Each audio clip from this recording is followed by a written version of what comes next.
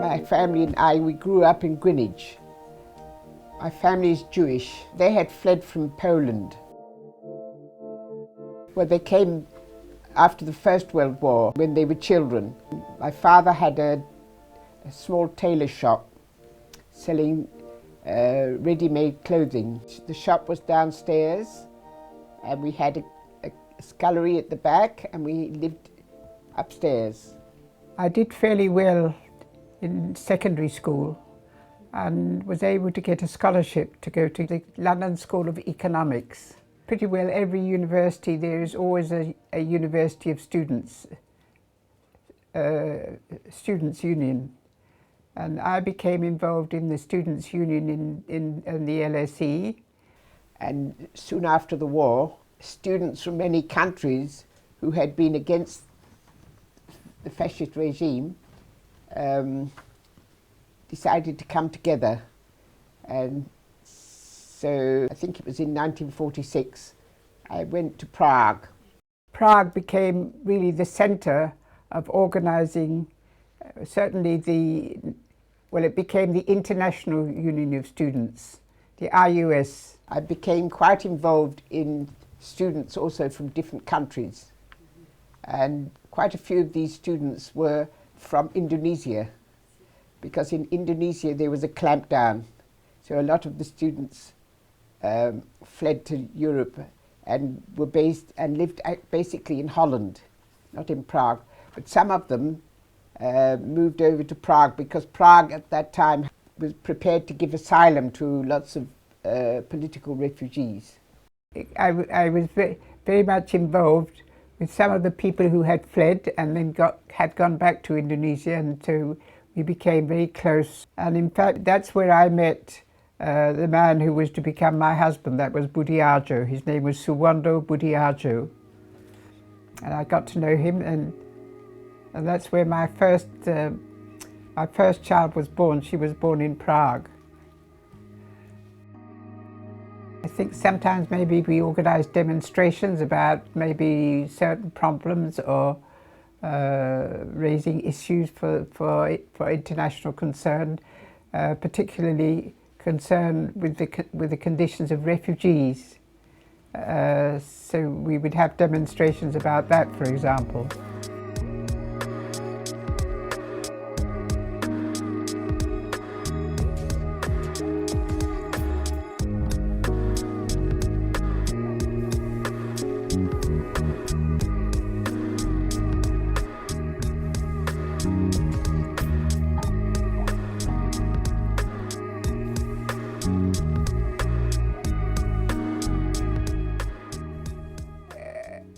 I picked up the language Indonesian quite quickly.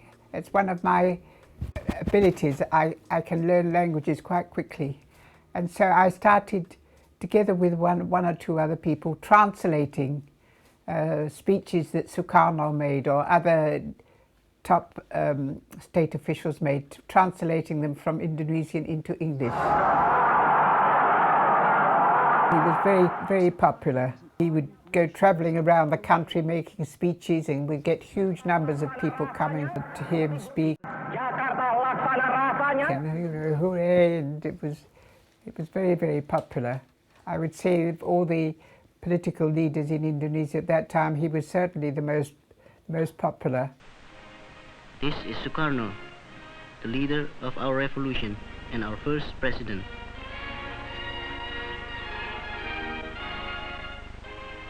We think of Sukarno the same as you think of George Washington. Our leaders value the ideas of liberty held by your great men. Well, actually, the conditions there were quite good. No problem really.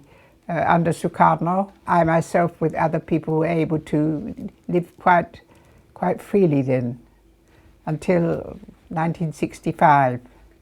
I tolerate all ideologies. The nationalist ideologies, the religious ideologies, the communist ideologies. So far, they are not making trouble or damage to the Indonesian state.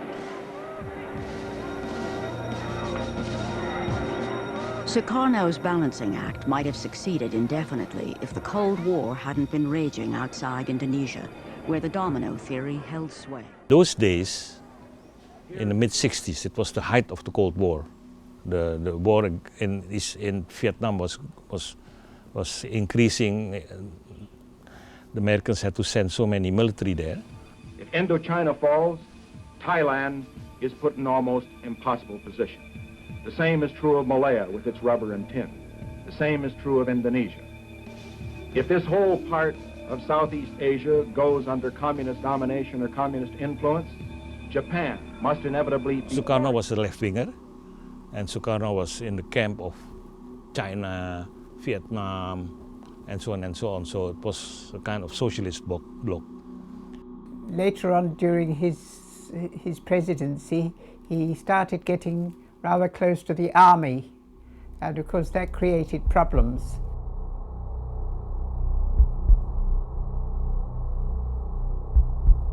There was an incident in 1965, on the 1st of October 1965.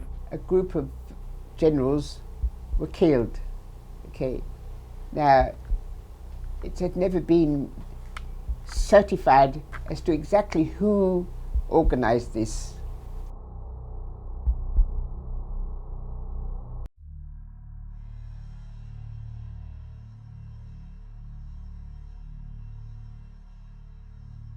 Sukarno was still the president, and it became kind of the established fact that the PKI did this. Now, there was never any proof of this, but as a result of this, anything to do with the PKI became an enemy. So it didn't matter who you were, where you lived, what you had done. So if you had any connection at all with anything that was left-wing, you were involved in this incident. Terlibat, it was called Terlibat dalam peristiwa. So we were all involved.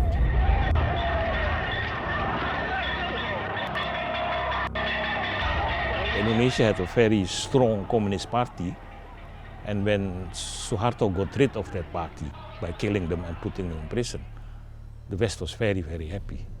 I think they didn't hide it, they didn't beat it around the bush. A good communist is a dead communist. That was basically the main line. This was an excuse for the military to destroy the PKI, which is in fact what happened, completely destroyed. Between October and December 1965, there were huge killings in certain parts of the country, in Central Java, East Java, North Sumatra. Certain areas in particular, there were very great massacres. People like myself who were involved in any way in these organizations were also regarded as being terlibat, involved in this killing. We lost our jobs, young people couldn't enroll in the university and so on. So all our political rights were destroyed. At that time, besides the massacres, I think hundreds of thousands of people were arrested throughout the country. At one time, of course, Amnesty International became involved with this. And at one time they said there were something like 77,000 untried political prisoners in Indonesia. I spent about 3 years in prison. I can only speak about what I experienced myself. I was in a women's prison called Bukit Duri on the outskirts of Jakarta. The cell that I was put into was actually for one person, but there were 3 of us in there. So we had a big bench, like a stone bench. You know, Indonesia has never had so many prisoners. So one person had to sleep on the bench, and one person slept on the floor, and one person slept under the bench. Some of the prisoners were very, very young. We called them the children, 13, 14, I mean early teenage, really very, very young girls. The anak-anak, the expression in Indonesian was anak-anak, the children. And they were also there. It was really disgusting.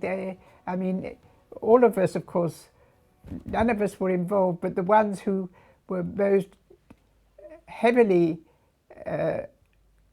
damaged by this whole experience were the young girls who were also sometimes raped and that kind of thing.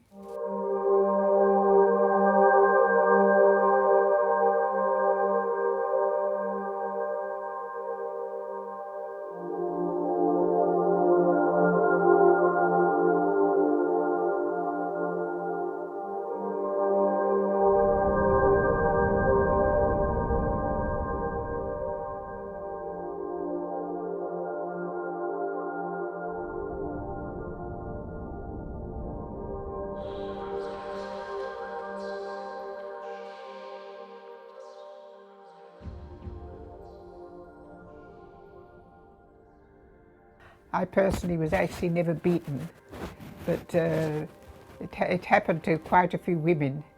I think maybe there was a certain reluctance with me because I was not Indonesian. They were thinking maybe she's English, the British government may get upset and so on, so they didn't actually start beating me. But the prisoners, the other prisoners had terrible, I mean, the use of torture was very, very widespread. What I began to do was to give the other prisoners, I started giving them lessons in English. Of course, this was actually not allowed, but we used to do it, and we always knew that, you know, maybe because we were not really allowed to have pencil and paper, but somehow we managed to, many of the prisoners were very clever at getting things from outside. And so we were able to organize lessons. Of course, they thought that was wonderful because very few of them knew any foreign language. They maybe could speak Dutch, but no, they couldn't speak in English.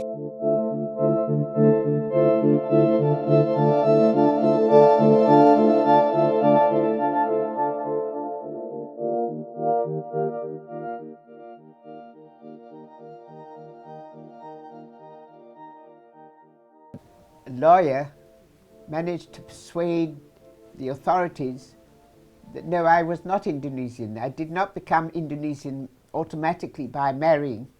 So I was re-established, as it were, as a British subject, British citizen. When the army decided to release me, I think it was because they were afraid of pressure from the British government. Of course, I had to leave the country immediately and come back to the UK. But the last words that I remember from the women was, "Carmel, help us when you get abroad." The camps on Buru already accommodate 11,000 B category prisoners, and by 1978 there'll be 20,000. Prisons, work camps, interrogation centers and detention camps exist everywhere, in large towns and small, in country districts. Political prisoners everywhere. Well, it was a combination of sadness that I was going, but at the same time hoping that when I get abroad there would be that I would do something to campaign for their release, which is actually in fact what I did. Initially I spent a number of months trying to get my husband released because he was also a prisoner, but before that was eventually achieved, we decided to set up an organisation together with others, was British Campaign for the Release of Indonesian Political Prisoners, which then became known as Tapol, Tahanan Politik, political prisoner.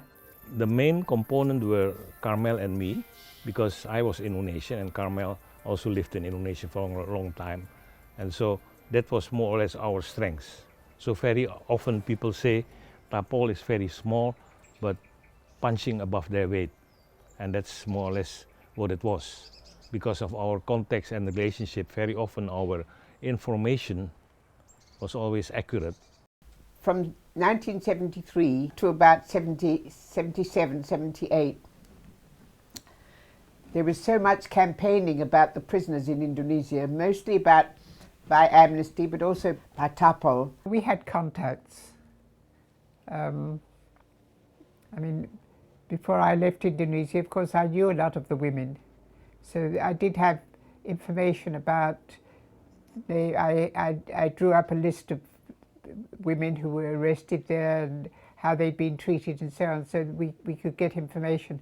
And then other people get in touch and give you information. Tapol in the beginning was only dealing with political prisoners. At one point we realized this Suharto regime will last very long, but the issue of political prisoners wouldn't last that long. The pressure on Suharto to release political prisoners was huge at one point. I remember in the mid-70s, till the end of the 70s, President Carter was in charge in the US.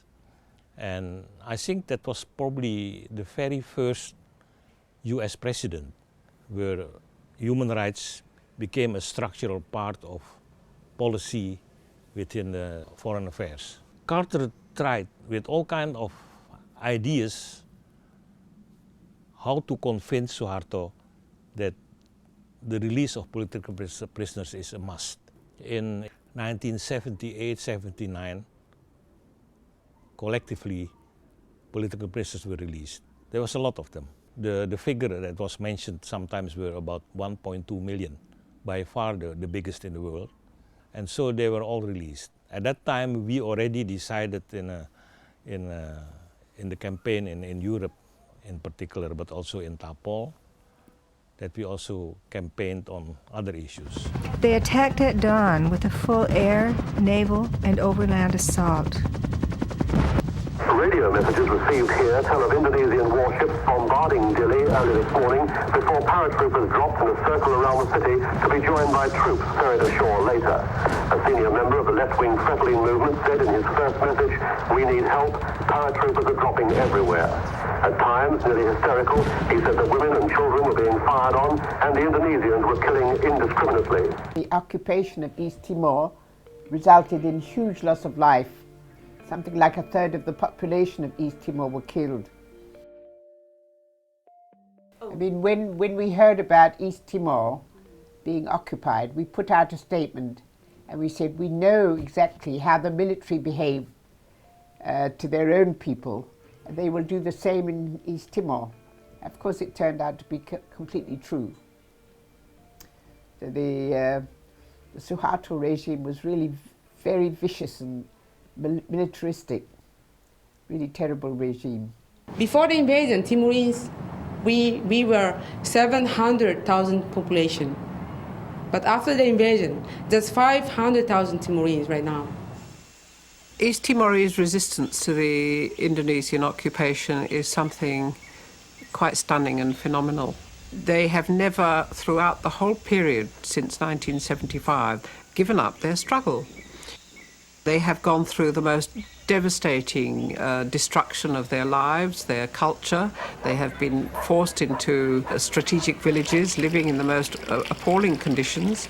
Their capacity to grow food has been effectively destroyed. Their whole culture has been destroyed, and yet never for a minute have they given up the struggle against the Indonesians. The major issue was how to get information quickly, which of course was not possible. We had to make very expensive phone calls, we had to write people, and so I remember the issue of East Timor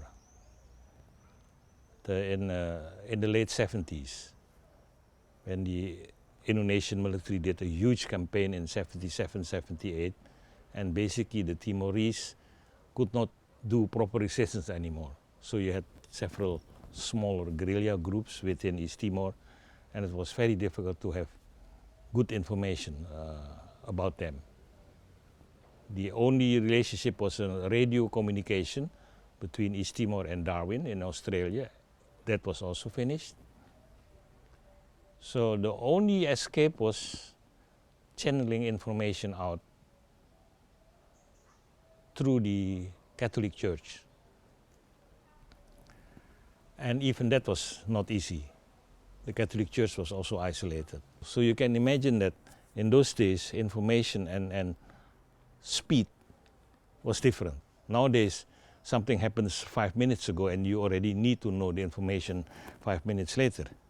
In those days, it wasn't like that. It was a different period. Information was so important to achieve, but it was not easy. So sometimes we receive information from a prison and the information is 3 months later. Still then it was valuable. Nowadays, if you receive information 3 months later, people say, so what? Maybe the situation has changed already.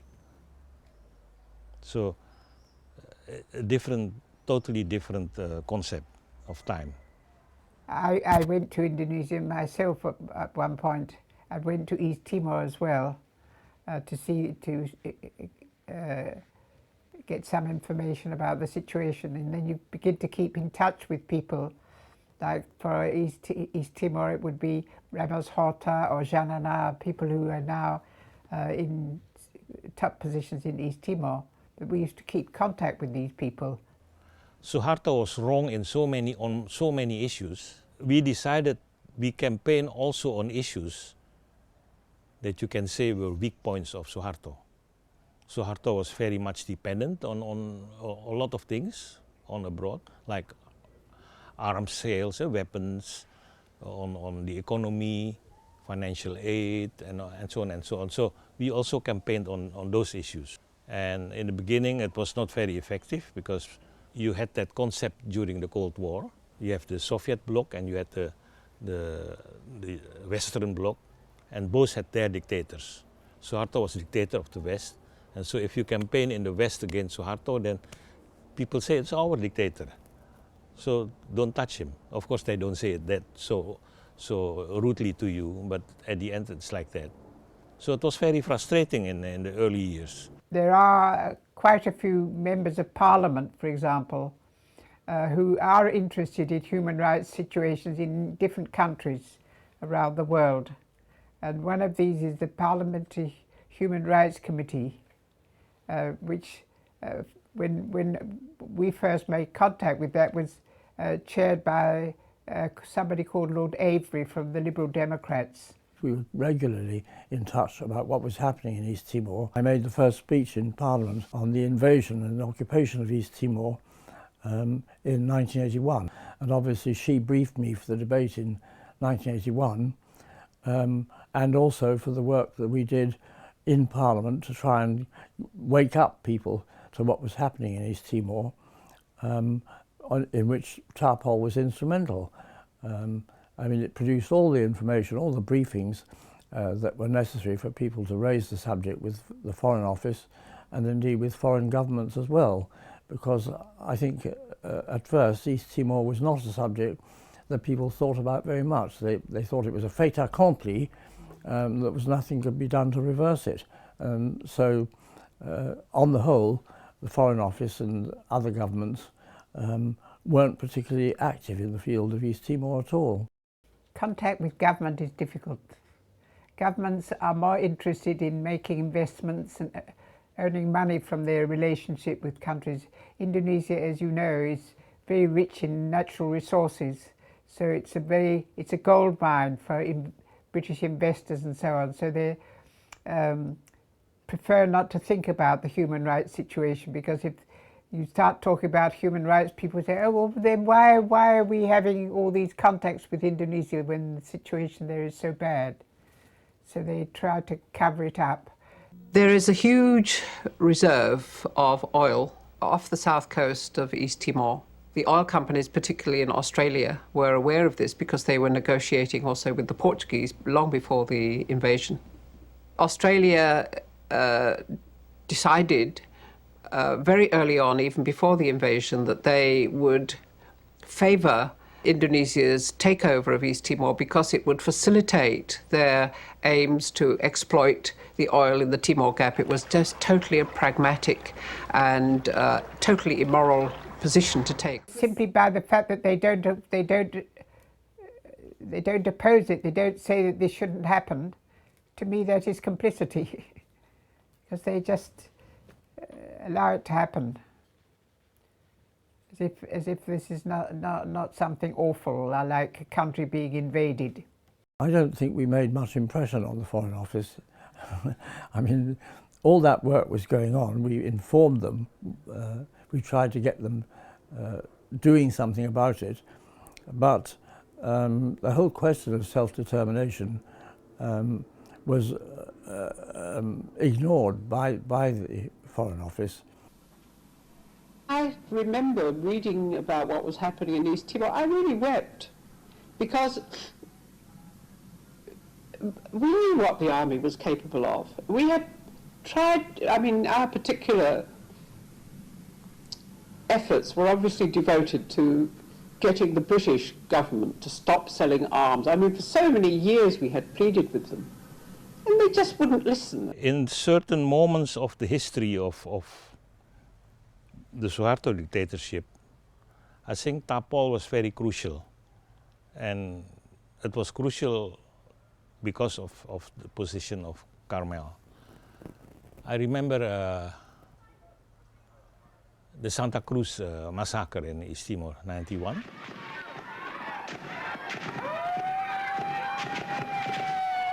By the 1990s, the Indonesian army had been getting away with murder for 25 years with scant criticism from the West.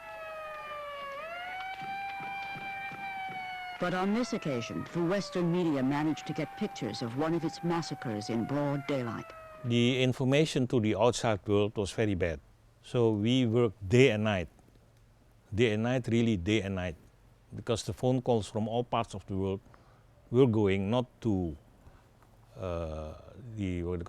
the agencies, the news agencies or whatever, because they had no people and nobody. So they all went to us. And our information was basically phoning some of the Timorese that were in Timor. Very limited. But even that limited information was precious to keep the issue going. And it became indeed a very big issue. And I think very often a tragedy can become also a turning point. In South Africa, you had also something like that, the Sharpeville killings. And then suddenly the whole world was angry about it, and it became a big issue. In East Timor also. The East Timor issue was already going on a little bit, but then the Santa Cruz affair became indeed the turning point. And at the end, more or less, people can analyze it and say, because of what happened in Santa Cruz, East Timor later on became independent. You can make that kind of conclusion. I mean, in Aceh, when I grew up there, the regime actually really exercised a complete control militarily. On regular basis, we heard the stories of people being kidnapped and people disappear. And I heard all these stories about the killing, the kidnapping, the tortures of people in the rural areas. Then I decided to be part of the student movement locally that demands the end of military rule in Aceh. History will remember this as the day the voice of the people of Indonesia was finally heard. The nation awoke to an extraordinary national broadcast from the presidential palace. Saya memutuskan. In a halting voice and acknowledging he had lost the trust of the country, Suharto begged forgiveness from the people, and then he announced he was standing down. On university campuses across the country, the scene recently of daily protests against Suharto, there was an explosion of joy. Up to the 90s, very often, before you can say the spokesperson of the Indonesian democracy was Tapol itself. They couldn't speak, so we had to speak in name of them. But gradually, they were also able to go abroad and speak themselves. And of course, that is much more favorable. So we brought a lot of Timorese victims to Geneva, and they could speak out and so on and so on. So gradually we became only what you call an intermediate. Yeah.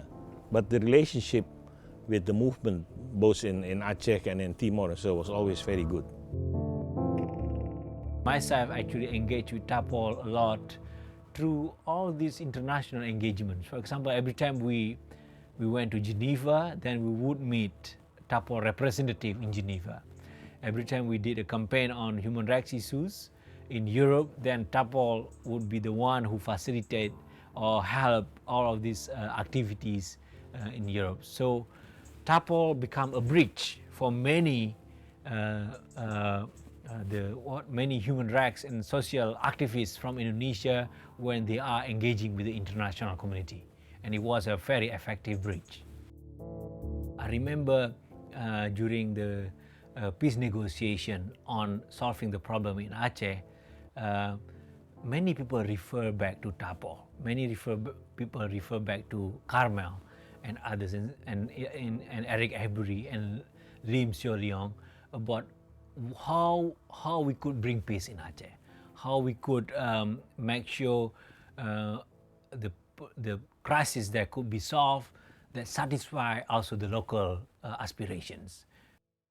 One of the main achievements of Tapol probably is to try to convince people in the West, whether it's the press, whether it's the public, whether it's the campaigners, that the culprit is actually the West.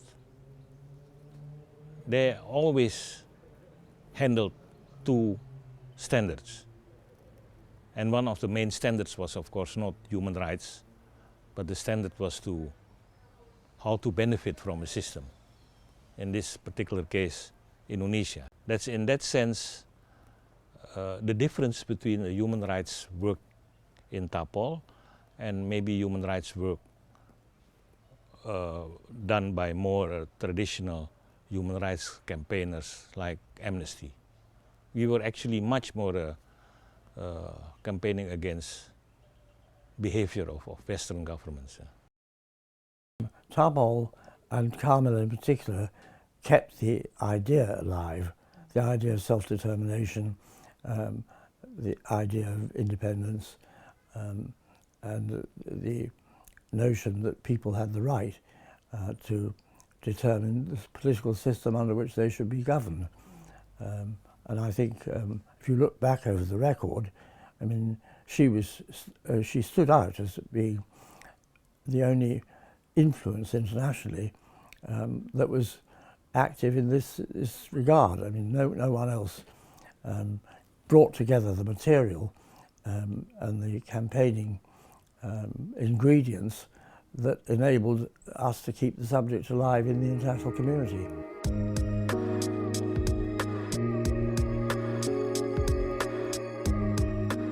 I cannot imagine actually we would have gained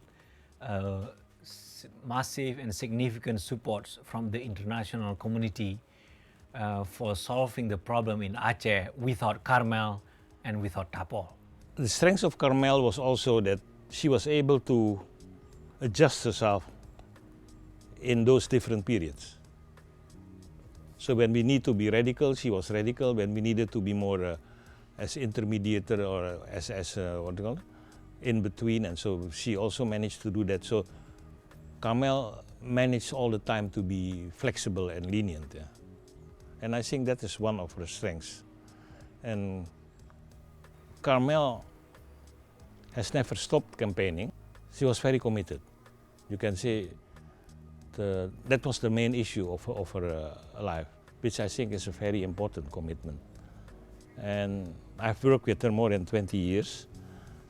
And because of her strong commitment, was also encouraged to do more and so on.